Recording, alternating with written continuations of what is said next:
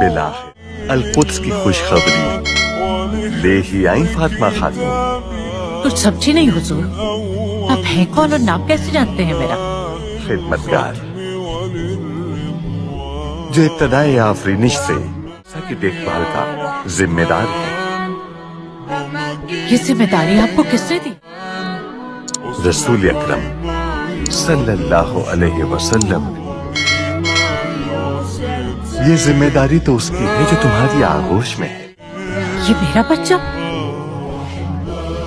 یوسف؟ کیسے؟ ہم اسے اندر سے پاک کر دیں گے اور وقت آنے پر ہمارا یہ بیٹا مسجد اقصی اور القدس کو باہر سے پاک کر دے گا. مجھے یروشلم کے لیے ہر قیمت پر اس کی حفاظت کرنی ہے.